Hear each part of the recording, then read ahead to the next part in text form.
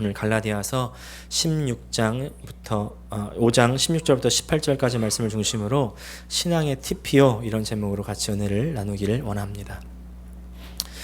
제가 제목을 신앙의 TPO라고 정했는데 혹시 TPO가 무슨 말인지 아십니까? TPO. TPO. TPO. 트포 아닙니다. TPO. TPO는요. Time, Place and Occasion의 줄임말입니다. 줄임말인데 이 시간과 장소 그리고 상황이라는 뜻이죠. 이 말을 주로 언제 쓰냐면 옷을 입는 데 쓴다 합니다. 다시 말해서 시간과 장소 그리고 상황에 따라서 어떤 옷을 입어야 된다. 이게 바로 TPO라는 것이죠. 미국에서는 사실 TPO라고 쓰지 않고 아마 드레스 코드라고 그렇게 쓰는 것 같은데요. 이 말은 그래서 미국에서 유행된 말이 아니라 일본에서 먼저 유행이 된 말이고 그래서 이제 한국에서 TPO라는 말을 많이 쓰고 있습니다. 이 말이 가장 잘 어울리는 때가 언제일까요? 보니까 이제 상황에 맞게 옷을 입어라. 뭐 오피스에서 입는 옷, 또 무슨 웨딩에서 입는 옷 이런 것들이 있는데 TPO 하면 저는 가장 먼저 생각나는 게 장례식이었습니다. 장례식 때 다 보통 검은색 옷을 입고 가는데 혼자 화려한 옷을 입고 간다면 이건 말이 안 되는 것이죠. 또 결혼식 때 입어야 되는 드레스 코드가 있습니다. 남자는 보통 정장 차림으로 가죠. 여자는 드레스를 잘 입습니다. 그런데 드레스도 아무 드레스나 입으면 안 된다는 거예요. 신부보다 더 화려한 드레스를 입지 않는, 너무나 컬러풀한 드레스를 입지 않는 게 불문율이라고 저는 들었습니다. 맞습니까? 네, 신부보다 더 주목받으면 안 된다는 것이죠. 행사에 따라서 드레스 코드, 이제 이 TPO가 다 다른데, 근데 제가 하와이에 와 보니까요, 남자들은 이 드레스 코드, 이 TPO를 맞추기가 굉장히 쉬운 것 같아요. 보니까 보통 어떤 행사의 자리에 가면 셔츠를 입어라, 넥타이를 매라, 뭐 구두를 신어라, 뭐 이런 것들이 있는데 하와이 오니까 이거 하나면 다 되더라고요. 뭘까요? 알로하 셔츠. 알로하 셔츠만 입으면 정장으로 취급을 받더라고요. 근데 교회도요 마찬가지로 TPO가 있다는 것을 아십니까? 예를 들어서 먼저 예배 시간이요. 예배 시간에 우리가 어떤 옷을 입어야 된다. 뭐 정해진 룰은 없습니다. 그런데 최대한 단정한 옷을 입는다는 어떤 공통적인 합의가 있죠. 그래서 아이들은 몰라도 어른들은 보통 반바지를 잘 입지 않죠. 또 뭐 소매가 없는 그런 옷들은 잘 입지 않습니다. 제가 아는 어떤 집사님 말씀인데요. 이분이 이제 예배 시간이 다 돼가지고 옷을 다 입고 교회로 향해서 출발하려고 하는데 아니 집에 신발이 안 보이더라는 거예요. 아무리 다 찾아봐도 자기가 있는 신발은 뭐밖에 없어요? 샌들밖에 없다는 겁니다. 그래서 당장 지금 가야 되는데 어딨나 생각해봤더니 이 발이 덮이는 신발은 다 회사에 놔두고 왔다는 거예요. 그래서 이분이 어떻게 했을까요? 마트에 가서 신발을 사 왔을 수도 있겠지만 지금 당장 시간이 급해서 예배 시간을 맞춰야 되니까 그렇게 못하고 아내 신발을 신고 오기로 했다는 겁니다. 아내 신발을 신고 오려고 보니까 발이 안 들어가는 거예요. 근데 어떻게 해서 그냥 억지로 이렇게 발이 앞에만 들어가는 신발을 찾았대요. 근데 찾고 보니까 그 신발이 어떤 신발이냐? 핑크색 레이스가 달린 아주 예쁜 신발이었다는 거예요.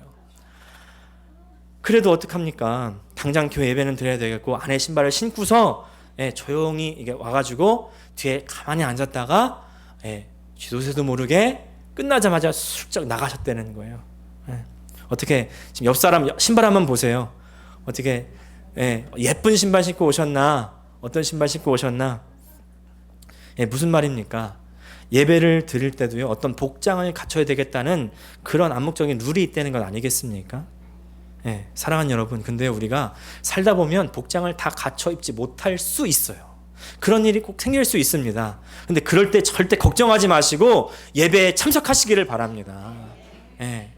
우리는요, 하나님께서는요, 어떤 좋은 옷을 입어야지만 예배 드릴 수 있는 그런 분이 아니세요.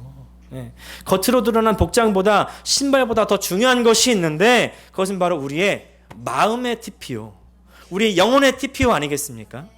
예.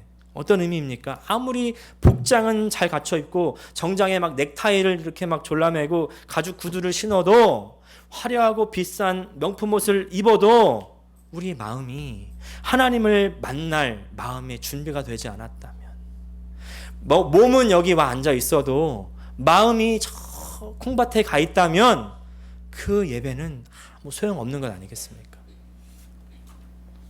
방금 말씀드린 그 집사님처럼요, 아무리 그 예쁜 꽃무늬의 장식을 달린 그런 신발을 신고 왔어도, 여자 신발 신고 와서 예배를 드려야 되겠다고 하는 그 마음, 하나님을 뵈러 가야겠다고 하는 그 마음, 하나님께서 기뻐 받으시지 않으셨을까요? 이게 진짜 믿음 아니었겠습니까? 네. 좋은 옷을 아무리 입는 것보다 정말 믿음 들고 예배 시간에 나오는 우리들 하나님께서는 찾으신다는 것이죠. 요한복음 4장 23절 같이 읽을까요? 시작. 하나님께 참되게 예배하는 자들은 영과 진리로 예배할 때가 오나니 곧 이때라. 아버지께서는 자기에게 이렇게 예배하는 자들을 찾으시느니라. 오늘 그 하나님께서 찾으시는 그 눈앞에 발견되는 저 여러분 되시기를 축복합니다. 그런 의미에서 오늘의 말씀은요, 우리가 어떻게 심령의 의복, 이 신앙의 의복을 잘 갖춰 입을 수 있을까에 대한 중요한 구절입니다. 오늘 본문은요, 갈라디아서 말씀인데, 이 갈라디아서는요, 바울이 갈라디아 교회에 보내는 어떻게 보면 내용 증명이에요. 내용 증명 뭡니까? 내용 증명이라는 건 아십니까? 이 상대방에게 공식적으로 잘못된 내용을 잘못됐다고 통보하는 메일이죠. 절대 좋은 내용이 아닙니다. 지금 바울이 갈라디아 교회에게 경고하고 있는 거예요. 무슨 내용이냐면, 왜 신앙으로 산다고 하면서 율법으로 돌아가느냐. 지금 교회를 다니고 있다고 네가 예수를 주여 주여 부르고 있다고 그리스도인이라고 착각하지 말라는 겁니다. 처음에 바울이 갈라디아 교회를 개척하고 시작했을 때 가르침대로, 성경대로, 복음대로 살더니 이제 왜 변했냐는 거예요. 그 가르침이 뭐냐면 복음으로 자유해지는 삶입니다. 예수 그리스도께서 우리 모든 죄악을 다 짊어지시고 십자가에서 끝내셨으니까 이제 그 사실을 믿고 받아들이면 의롭다함을 받는다. 갈라디아서 2장 16절 말씀 같이 한번 읽어보겠습니다. 시작. 사람이 의롭게 되는 것은 율법의 행위로 말미암음이 아니요 오직 예수 그리스도를 믿음으로 말미암은 줄 알므로 우리도 그리스도 예수를 믿나니 이는 우리가 율법의 행위로서가 아니고 그리스도를 믿음으로써 의롭다함을 얻으려 함이라. 율법의 행위로서는 의롭다함을 얻을 육체가 없느니라. 그러니까 어떤 종교의 행위로 의롭다함을 얻으려 하지 말아라. 오직 복음만이 답이다. 바울이 지금 이렇게 말씀하는 거예요. 왜냐하면 지금 갈라디아 교회 사람들이 예전 유대교에서 지켰던 그 613가지의 율법, 그리고 할례를 받아야만이 구원을 받는다고 그렇게 가르치고 있었기 때문이죠. 근데 할례니 율법이니 이런 얘기하면 지금 우리가 그런 것과 동떨어져 있기 때문에 좀 안 와닿으시죠? 우리에게 와닿는 말로 하면 이렇습니다. 주일 예배 빠지지 마. 11조 헌금 꼬박 해야 돼. 금식도 하고 봉사도 하고 성가대도 하고 직분도 맡고 이런 것들을 해야지 의롭게 되는 거야. 이래야 참된 그리스도인이지. 이렇게 말하는 것과 똑같은 겁니다. 그런데 이런 것들을 한다고 진짜 신앙인이 된다는 보장은 없습니다. 절대 없어요. 내가 아무리 권사, 장로, 내가 목사가 돼도 안수를 받아도 그 목사를 받는 것이 나의 구원을 보장해 주지 않는다는 겁니다. 진짜 신앙은 이런 것이다. 이렇게 오늘 말씀에서 설명하는 겁니다. 16절 말씀 같이 읽겠습니다. 시작. 내가 이르노니 너희는 성령을 따라 행하라. 그리하면 육체의 욕심을 이루지 아니하리라. 구원의 핵심, 이 의롭게 됨의 핵심은 성령입니다. 성령으로 거듭나는 겁니다. 새롭게 태어나는 겁니다. 죄인이었던 우리들은요, 성령을 따라 행할 수가 없습니다. 본질상 진노의 자녀이었더니 우리의 본질은 그 어둠의 자녀, 진노의 자녀인 거예요. 어떻게 성령의 뜻대로 행할 수 있는 그 어떤 본성도 없습니다. 자, 여러분 한번 생각해 보세요. 고양이에게 숟가락질을 가르친다. 그 고양이에게 1년만 숟가락질 하면 숟가락으로 밥 먹을 수 있을까요? 그렇게 생각하시는 분은 아무도 없습니다. 아무리 수십 년을 숟가락질을 가르쳐 줘도 고양이는 혀로 우유만 핥을 뿐입니다. 그죠? 고양이가 숟가락을 사용한다? 이건 전 세계 뉴스 토픽감이에요. 네. 근데 제 딸아이에게 숟가락질을 가르쳐 줬더니 처음에는요, 이 숟가락이 뭐예요? 이렇게 보고 입에 대보고 만져보고 다시 내려놓습니다. 화나면 집어 던집니다. 네. 근데도 우리가 포기하지 않고 인내심을 가지고 숟가락질을 가르쳤더니 이제는 요플레를 조금씩 떠 먹는 거예요. 네. 근데 사람이 요플레를 떠 먹었다. 이거는 전혀 놀라운 일이 아니죠. 숟가락을 사용할 수 있는 그런 생명의 힘이 사람 안에 있다는 겁니다. 성령으로 거듭난 사람들에게는 그런 성령으로 따라 살 수 있는 힘이 그 안에 있다는 것입니다. 거듭난다는 건요, 고양이에서 사람으로 변화됐듯이 그런 같은 겁니다. 죄에 속했던 죄인이 의에 속한 성령의 사람으로 다시 태어나는 거예요. 죄에 속해서 의롭게 전혀 살 수 없었던 사람이 이제 의롭게 돼서 성령 안에서 믿음으로 살 수 있는 존재로 변화되었다. 그래서 요한복음 3장에서 예수님께서 니고데모에게 이렇게 말씀하십니다. 우리 요한복음 3장 5절과 6절 같이 한번 읽어보겠습니다. 시작. 사람이 물과 성령으로 나지 아니하면 하나님 나라에 들어갈 수 없느니라. 육으로 난 것은 육이요 성령으로 난 것은 영이니. 육의 사람이 영의 사람으로 바뀐 겁니다. 이것이 바로 복음의 능력이죠. 예수님을 믿으면 일어나는 일입니다. 어떤 예배를 잘 드려서 금식을 해서 헌금을 많이 해서 봉사를 해서 되는 일이 아니라는 것이죠. 그래서 복음이 답이라는 거예요. 복음만이 답이라고 말씀하는 겁니다. 할렐루야. 거듭나신 분들 아멘 합시다. 거듭 안 나신 분들은요, 오늘 거듭나셔야 돼요. 예수님을 나의 구주로 영접하시면 되는 겁니다. 이제 성령으로 거듭났으면 해야 되는 일이 있는데 그것은 바로 성령을 따라 행하는 일이에요. 성령을 따라야 합니다. 성령을 따라 행하라. 제 딸아이가 이제 조금씩 숟가락을 쓰기 시작하는데 처음엔 뭐 숟가락 포크가 어디 있어요. 숟가락 포크는 절에 가라고 식탁에 앉아서 먹는 것도 못했습니다. 그것도 안 돼서 항상 제 아내가 아이를 따라다니면서 먹였어요. 1시간, 2시간 다 먹을 때까지. 얼마나 힘들었겠어요. 그래서 이제 안 되겠어서 어떤 전문가와 상담을 이제 하는데 이 전문가가 이렇게 말씀하시는 거예요. 3살 버릇 8가지 간다는 말이 있죠. 지금 이 나이에 식탁에 앉아서 식사하는 법을 가르치지 못하면, 배우지 못하면 20년 뒤에도 쫓아다니면서 먹여야 됩니다. 20년 뒤에 쫓아다니면서 먹이실 거예요? 20년 뒤를 생각하세요. 그때 가서 가르쳐 주려면 너무 늦습니다. 너무 힘듭니다. 그렇게 말씀하시는 거예요. 저희가 그 말을 듣고 정신이 바짝 났어요. 그래서 이제 식탁에 앉혀서 식사를 하게 하려고 하는데 뭐 맨날 쫓아다니면서 먹이다가 식탁에 앉아서 하루아침에 먹겠습니까? 불가능이죠. 그래서 정말 아무리 배가 고파도 식탁에 앉지 않으면, 의자에 앉지 않으면 우리가 안 줬어요.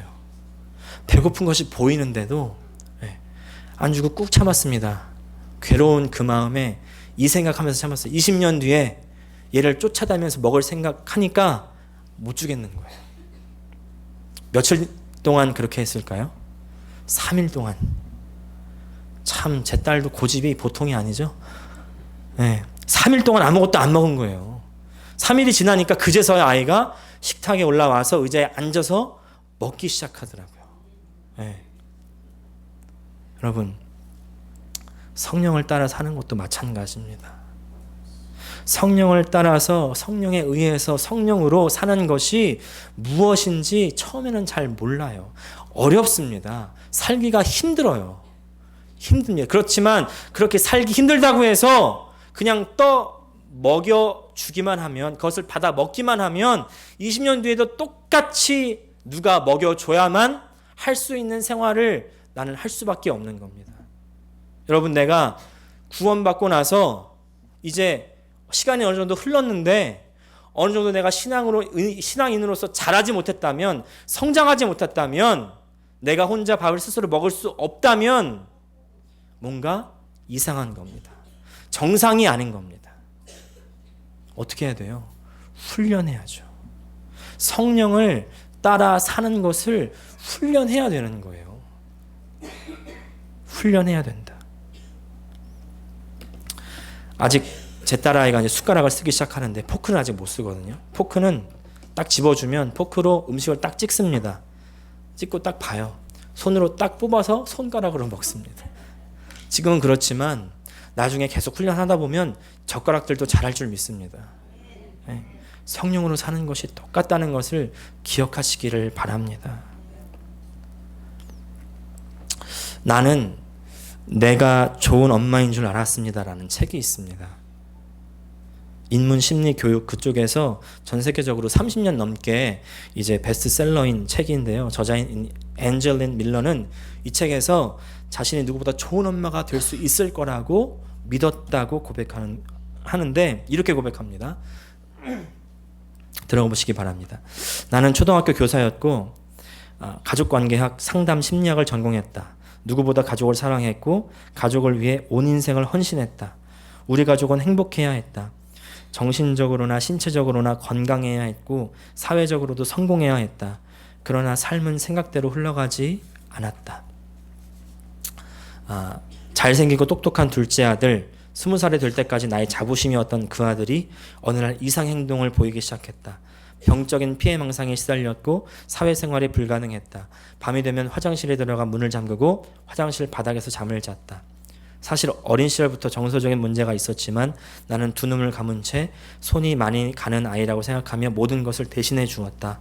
오래된 골문 상처가 터지듯 이제 홀로 서야 할 상황에서 아이는 무너져 버린 것이다. 이 와중에 남편의 우울증이 심해졌다. 알코올 중독자 시아버지 때문에 술을 피했던 남편, 그러나 직장인으로서 느끼는 부담을 누구보다 크게 느꼈고 매사에 부정적이며 패배감에 시달렸다. 그런 남편을 구해놓고자 나는 힘껏 웃었고 달랬고 위로했다. 그러나 내가 밝은 가정을 유지하기 위해 노력할수록 남편은 더욱더 우울의 구렁텅이로 빠져들었다. 또 평소 약간의 불안증을 보이던 딸마저 엄마가 모든 것을 다 알아서 해주니 내가 할 게 없다며 집안일에 무심했다. 자신이 무능하게 느껴진다고 말했다. 그러면서 이분이 스스로를 이렇게 진단합니다. 계속 들어보세요. 왜 내가 행복한 가정을 이루기 위해 최선을 다해 노력하면 할수록 가족들은 망가졌을까? 바로 내가 인에이블러였기 때문이다. 인에이블러, 사랑한다면서 망치는 존재. 인에이블러는 모든 것을 앞장서 대신 해줌으로써 다른 이의 진정한 독립을 막는 존재다. 네. 나는 내가 좋은 엄마가 될 줄 알았습니다. 이 원제가 바로 인에이블러라는 이 단어입니다. 다 할 수 있는 존재, 다 해주는 존재죠. 인에이블러는 이 큰 제목 밑에 소제목으로 When helping hurts the ones you love 이렇게 써 있습니다. 돕는 것이 사랑하는 사람을 망치게 할 때라고 소제목을 달았어요. 여러분 혹시 나의 가정이 이렇지 않습니까? 내가 무엇이든지 아이를 위해서 해주고 싶고 또 해줄 수 있지만 그것이 그 아이에게 또 배우자에게 또 부모에게 내가 사랑하는 다른 사람들에게 꼭 도움이 되지 않을 수도 있다는 겁니다. 교회 신앙생활도 마찬가지입니다. 우리 신앙생활을요, 내가 나를 신앙생활하게 해줄 수 있는 존재, 그 존재가 목사가 될 수도 있고 어떤 권사님이 될 수도 있고 사모님이 될 수도 있고 나보다 신앙 좋은 어떤 집사님이 될 수도 있습니다. 그 사람에게만 의지하면 나의 신앙생활은 결국 어느샌가 망가져 버릴 수밖에 없다는 거예요. 좋은 신앙생활은 뭡니까? 내가 독립자로서 홀로 서서 홀로 하나님과 동행할 수 있고 하나님과 교제할 수 있고 하나님의 말씀으로 내가 양식을 얻을 수 있는 사람이 되는 것, 그것이 바로 올바른 신앙생활 아니겠습니까? 정말 도와주는 건요, 그 사람이 자립할 수 있도록, 홀로 설 수 있도록, 독립할 수 있도록 도와주는 것이지 무엇인지 다 원하는 것을 주는 것이 아니라는 겁니다. 아니라는 거예요.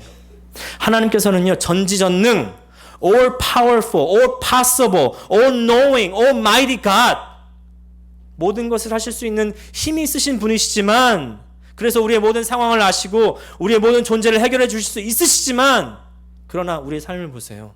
그렇지 않으세요. 다 해결해 주지 않으십니다. 그 이유가 뭘까요? 우리가 더욱더 잘 성장하기를 원하시는 것은 아니겠습니까? 더욱 잘 성장하고 더욱 잘 사는 게 뭐예요? 하나님의 뜻대로 사는 것 아니겠습니까? 하나님 말씀대로 사는 것 아니겠습니까? 성령을 따라 사는 것 아니겠습니까?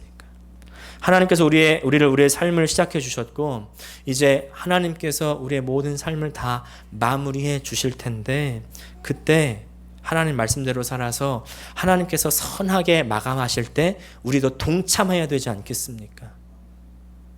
하나님 뜻대로, 하나님 말씀대로 살려면요, 성령으로 살아야 됩니다. 성령으로 사는 방법을 우리가 배우고 알 때, 그때까지 우리의 삶의 고난, 우리의 삶의 역경은 계속될 겁니다. 근데 이것은 저주가 아니라는 것을 기억하시기를 바랍니다.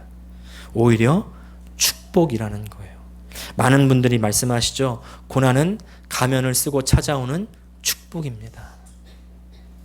사랑하는 여러분, 힘들고 어려운 그때, 내 힘으로 해봐도 다 실패하고 바닥을 친 것 같은 그때, 소망이 다 끊어진 것 같은 그때가 바로 하나님을 더 의지하고 성령으로 살아야 할 때인 줄 믿습니다. 성령으로 살아야 우리의 육신의 욕심도 이길 수가 있는 것이죠. 지금 우리가 기도하고 있는 제목들이 있으십니까? 그 제목들 잘 살펴보세요. 혹시 내 육신의 욕심 아닙니까? 욕심을 채우고자 하는 그런 기도 제목들을 아니세요? 정욕의 부산물들 아닙니까? 고난과 어려움이 있어야 나의 교만과 죄악들을 깨달을 수 있습니다. 그때 성령의 능력으로 죄악을 이길 수가 있는 거예요. 그래서 신앙생활 하면 할수록, 신앙이 성장할수록 내 욕심을 이기고 내 정욕을 이기고 내 죄악을 이겨야 합니다. 이길 수 있어야 돼요. 내가 신앙생활한 지 10년, 20년, 30년이 됐는데도 옛날과 똑같은 모습이 있다면 점검해 보셔야 됩니다. 내가 입으로만 주여 하는 사람은 아닌지, 내가 다른 사람에 떠먹여 주는 것으로만 신앙생활 하는 사람은 아닌지. 우리 교회가 이제 내년이 창립 35주년 되는 해죠. 창립된 지 50년, 70년, 100년 이상 되는 아주 전통이 화려한 교회들이 많이 있죠. 근데 그런 교회들 가면 꼭 이런 분들이 있습니다. 어떤 분들이냐면, 우리 교회는 이렇게 해야 됩니다. 우리 교회는 저렇게 해야 됩니다. 우리 교회는 이게 전통입니다. 전통 좋습니다. 그것이 신앙생활에 도움이 되는 전통은 괜찮은데, 자꾸 이상한 전통을 갖다 붙이는 분들이 꼭 있어요. 꼭 있어요. 네. 자꾸 계율을 만들어서 자신과 상대방을 얽매여 갑니다. 그렇게 자신과 다른 사람을 통제하는 거예요. 이게 뭐예요? 이게 종교입니다. 종교는 자꾸 사람들을 얽매여, 자꾸 사람들을 못 살게 굽니다. 그렇지만 신앙은 그렇지 않습니다. 신앙은 사람들을 자유케 하는 거예요. 신앙은 사람들을 풀어주는 겁니다. 참된 신앙은 그런 겁니다. 여러분, 종교인은요, 나는 그리스도인이라고 말합니다. 그런데 아무리 자기가 그리스도인이라고 말해도 속지 않는 두 부류가 있습니다. 하나는 세상 사람들이 속지 않습니다. 한 분은 하나님이 절대 속지 않으십니다. 밖에서 보면 보여요. 내가 진짜 그리스도인인지 그리스도인이 아닌지 보인다는 겁니다. 스스로 우물에 갇혀서 내가 예배드린다는, 내가 헌금한다는, 내가 봉사하는 그것에 속지 마시기를 축복합니다. 가룟 유다가요, 예수님을 3년을 쫓아다녔습니다. 근데 마지막에 그가 한 일이 뭐예요? 헌금을 자기 주머니에 넣는 거예요. 슬쩍 넣는 겁니다. 예수님의 제자라고 했던 12제자라고 했던 가장 코어 멤버였던 그 사람이 그렇게 한다니까요. 종교인이 아무리 교회를 다니고 헌금을 해도 그리스도인이라고 우겨도 세상은 속지 않고요. 하나님도 절대 속지 않으십니다. 마지막으로 영상 하나 보면서 오늘 말씀의 결론을 맺기를 원합니다. 한 교장 선생님이 어떤 아이에게 자기의 머리를 밀게 합니다. 무슨 까닭일까요? 영상 같이 보시겠습니다.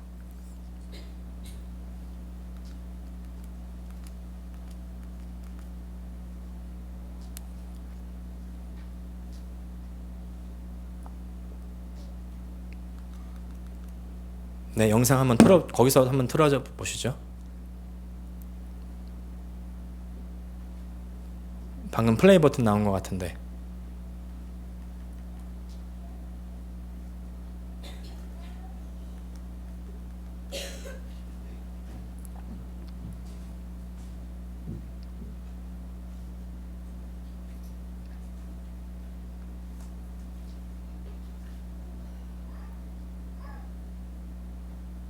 안 돼요? 네, 제가 설명드리겠습니다. 한 아이가 괴롭힘을 당합니다.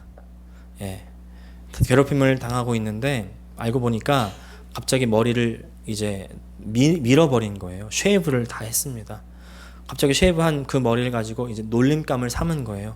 다른 사람들이, 다른 학생들이. 그래서 교장 선생님이 이제 이 아이들을 불러놓고 이 머리를 밀게 된 아이의 그 상황을 설명합니다. 알고 봤더니 이 아이의 할아버지, 이 릭이라는 할아버지가 암이 걸린 겁니다. 암에 걸려서 키모테라피를 하니 머리가 다 빠지니까 이 할아버지를 응원하는 마음으로 자기도 머리를 민 거예요. 그 상황을 설명해 주면서 이 교장 선생님이 이렇게 말합니다. 나는 이 아이를, 이 학생을 나는 너무 자랑스럽게 생각하고 응원한다. 그리고 나서 나는 이 아이에게 내 머리를 밀게 하겠다. 그리고 자리에 앉아서 자기 머리를 밀게 합니다. 모든 학생들이 다 보는 앞에서 이 교장 선생님이 모든 자기 머리를 다 밀어버렸어요. 대머리가 됐습니다. 그리고 나서 이야기합니다. 상대방이 무엇을 겪고 있는지 잘 모를 수 있다. 그래서 판단하기 전에 상대방에 대해서 뭐라고 말하기 전에 잘 생각하기를 바란다. 우리는 다른 사람을 잘 모르지 않니? 밖에 아무리 멋져 보이고 인스타그램, 페이스북이 아무리 화려해 보여도 그 안은 상처받을 수 있다는 것이죠. 그래서 그런 것들을 생각해보고 서로 서포트해주고 사랑해 주라고 교장 선생님이 아주 라이프 레슨을 그들에게 가르쳐 주는 거예요. 제가요 이 동영상을 보면서 아까 말씀드렸던 그 신앙의 TPO, 진정한 신앙인의 모습이라는 그런 생각이 들었습니다. 우리 어때요? 갑자기 교회 좀 늦게 오고, 또 교회에 이상한 옷 입고 오고, 또 이상한 행동을 하면 이상한 눈으로 쳐다봅니다. 벌써 우리 안에 우리만의 기준, 우리만의 계율이 생겼습니다. 그것으로 평가하고 비판하고 정죄합니다. 벌써 나와 급이 다른 사람으로 낮게 생각하게 됩니다. 그런데 진정한 신앙인은요, 이 사람들을 다 끌어안고 포용하고 오히려 서포트해주고 오히려 사랑해주는 사람이라는 것이죠. 쉽게 되지 않습니다. 어렵습니다. 그러나 성령 충만하면 할 수 있습니다. 여러분, 성령 충만은요, 어떤 대단한 부흥사만 성령 충만한 것 아닙니다. 우리가 성령 충만이 어떤 믿음의 아주 위대한 사람만이 할 수 있다고 생각하면 벌써 그것은 잘못된 겁니다. 모든 성도는 다 성령 충만해야 돼요. 성령 충만은 필수입니다. 우리 신앙생활에 필수예요. 성령 충만해야 이 땅에서, 이 세상에서 살아갈 수가 있습니다. 영적인 전쟁을 승리할 수가 있습니다. 마지막 때 하나님과 함께 저 천국에 올라갈 수가 있어요. 발견될 수가 있습니다. 기억하시기를 바랍니다. 성령 충만하면 신앙의 TPO, 진정한 신앙인의 자세가 나오는데 그것이 바로 성령의 9가지 열매들인 것이죠. 오늘 우리가 읽었던 본문 다음에는 9가지 성령의 열매들이 나옵니다. 이제 우리가 앞으로 신년 새벽기도 2일부터 11일까지 주일 빼고 이제 9일간 이 9가지 성령의 열매들에 대해서 같이 나누게 될 텐데, 여러분 2019년에 혹시 이런 신앙의 모습이 없었다면 돌이키시기를 바랍니다. 회개하시기를 바랍니다. 우리에게는 2020년이라는 새로운 해가 기다리고 있습니다. 다시 시작하시면 돼요. 네, 다시 시작해서 우리의 기도로, 성령으로 시작해서 이제 나의 욕심과 죄악을 이기고 그리고 참된 신앙으로 성공하는 저 여러분 되시기를 주님의 이름으로 축원합니다.